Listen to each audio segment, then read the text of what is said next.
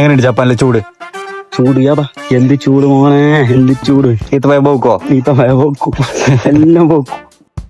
ഇനിയിപ്പോ പുറത്ത് എത്ര ചൂടുണ്ടെങ്കിലും പുറത്ത് പോകേണ്ട സമയത്ത് എന്തായാലും പോകണം.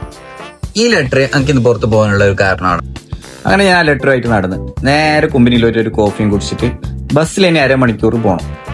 ഇനി ബസ്സിൽ അരമണിക്കൂർ പോയെങ്കിൽ മാത്രം പോരാലോ, ആടുന്ന് ബസ് ഇറങ്ങിയിട്ട് 16 മിനിറ്റ് പിന്നെ നടക്കാനും ഉണ്ട്.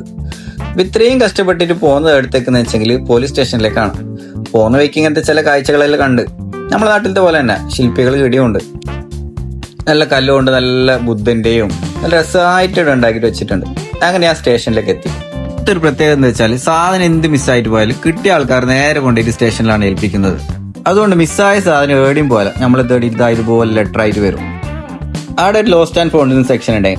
ഒരു 5 മിനിറ്റ്സ് അടിയിൽ വെയിറ്റ് ആക്കിയിട്ട് ആകുമ്പോൾ എന്റെ ഫാമിലിന്റെ 3 ഇൻഷുറൻസ് കാർഡും കാർഡിന് കിട്ടി. എന്റെ അടുത്തുള്ള സൂപ്പർ മാർക്കറ്റിൽ വെച്ചിട്ട് സംഭവം മിസ്സായത്. അവനെ ഓർ സ്റ്റേഷനിൽ കൊണ്ടുപോയിട്ട് കൊടുത്തതെന്ന് സ്റ്റേഷൻ എന്ന് പറഞ്ഞു. അപ്പൊ ഓക്കെ, ബൈ.